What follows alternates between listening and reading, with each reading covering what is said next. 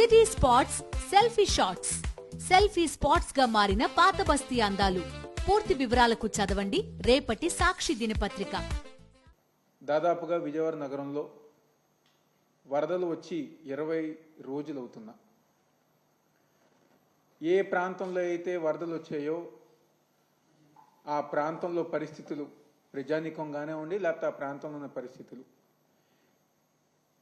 అంటే ఎవరు కూడా చెప్పలేని విధంగా ఇంకా సాధారణ పరిస్థితిలోకి రాకుండా ఆ ప్రాంతంలో నివసిస్తున్న ప్రజానీకం అనేక ఇబ్బందులు పడుతున్నారు. మనం కనుక చూసుకుంటే ప్రభుత్వం ఎటువంటి సీరియస్ యాక్షన్ లేకుండా ఇది ఒక నాన్ సీరియస్ ఇష్యూగా ఏదో ఒక 10 రోజులు 15 రోజులు మనకు సంబంధించిన మీడియాలో మనం ఏదో హైప్ చేసామే లేకపోతే ఏదో సోషల్ మీడియాలో హైప్ చేసామే అని చెప్పని పరిపాలన కొనసాగించి ఎవరైతే నివసిస్తున్న ప్రజానీకం ఉన్నారో ఆ ప్రాంతంలో ఎటువంటి కార్యక్రమాలు కూడా చేయకుండా ప్రజానీకాన్ని పట్టించుకోకుండా ఈరోజు ప్రభుత్వం వ్యవహరిస్తామని చెప్పి సందర్భంగా చెప్పుతున్నాం. ఎందుకంటే గౌరవనీయులు పెద్దలు వైఎస్ జగన్మోహన్ రెడ్డి గారి ఒక నాయకత్వంలో వైఎస్ఆర్ కాంగ్రెస్ పార్టీ తరఫున దాదాపుగా 1,10,00,000 రూపాయలు ఈరోజు ప్రజానీకానికి నిత్యావసర సరుకులు కానివ్వండి, పాల ప్యాకెట్లు కానివ్వండి, వాటర్ బాటిల్స్ కానివ్వండి అందించడం జరుగుతుంది. ఇంటింటికి మేము వెళ్ళి ఆ సరుకులు అందజేస్తుంటే వరద ప్రాంతంలో నివసిస్తున్న ప్రజానీకం ఒకటే మాట అంటున్నారు. ఈరోజు మాకు వైఎస్ఆర్ కాంగ్రెస్ పార్టీ జగన్మోహన్ రెడ్డి గారి ఒక నాయకత్వంలో మాకు ఈరోజు సహాయ కార్యక్రమాలు ఇలాంటి వస్తువులు కానివ్వండి, పాల ప్యాకెట్లు కానివ్వండి, వాటర్ బాటిల్స్ కానివ్వండి, నిత్యావసర వస్తువులు మాకు అందినాయి.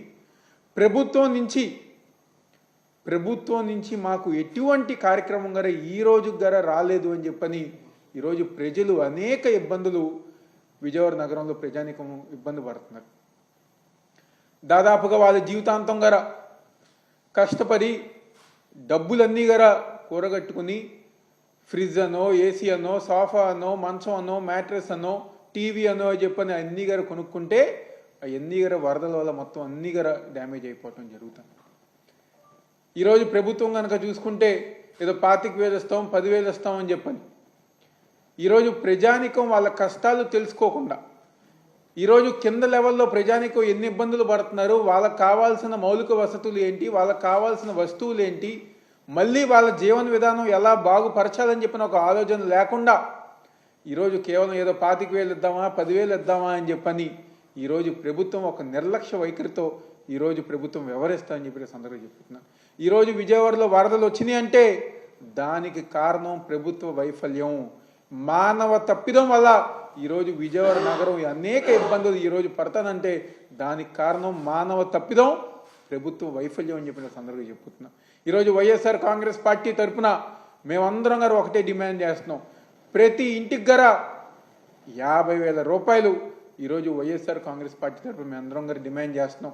ఏ వస్తువులు అయితే ఉన్నాయో, ఎవరైతే ఆటో వాళ్ళు కానివ్వండి లేకపోతే ఏ వస్తువులు అయితే చెడిపోయినాయో వాటికి సంబంధించి గారా ప్రభుత్వం తరఫున వాళ్ళందరికి గారా సంపూర్ణంగా వాళ్ళందరికి మద్దతు ఇవ్వాలని చెప్పి ఈ డిమాండ్ చేస్తున్నాం. దాదాపుగా 20 రోజులు ముఖ్యమంత్రిగా చంద్రబాబు నాయుడు కానివ్వండి, మంత్రులు కానివ్వండి చేసిందేమీ లేదు. నగరంలో తిరిగి అధికారుల్ని మంత్రుల్ని అరిసి దాన్నేదో నేనేదో చేసేస్తున్నాను, నేనేదో ఇది చేయాలని చెప్పని ఈ రోజు గర సిగ్గు లేకుండా వైఎస్ఆర్ కాంగ్రెస్ పార్టీ జగన్మోహన్ రెడ్డి గారి మీద నిందలు. మీరు అధికారంలోకి వచ్చి 100 రోజులు అవుతుంది, మీ చేతికి పరిపాలన వచ్చి 100 రోజులు అవుతుంది, అయినా ఈ రోజుకి మీరు మా మీద, మా పార్టీ మీద, మా నాయకుడి మీద నిందలు తప్ప ఏమైనా మీరు చేశారా అని చెప్పని ఈరోజు ప్రభుత్వాన్ని, తెలుగుదేశం కూటమి ప్రభుత్వాన్ని, తెలుగుదేశం పార్టీని మేము అందరం గారు అడుగుతూ ఈరోజు ఎవరైతే బారిపోయిన కుటుంబాలు ఉన్నాయో, వరద బాధితులు ఉన్నారో వాళ్ళందరి గారా 50,000 రూపాయలు ఇవ్వాలని చెప్పని తక్షణం వాళ్ళందరి గారా సహాయ కార్యక్రమాలు ఒకసారి గ్రౌండ్ లెవెల్లో ఏ కార్యక్రమం గారు జరగట్లేదు కాబట్టి వాళ్ళందరి గారా కార్యక్రమాలన్నీ గారా వాళ్ళకి కావాల్సిన కార్యక్రమాలన్నీ గారు చేసే విధంగా ప్రభుత్వం చర్యలు తీసుకోవాలని సందర్భంగా చెప్తూ సెలవు తీసుకుంటున్నాం.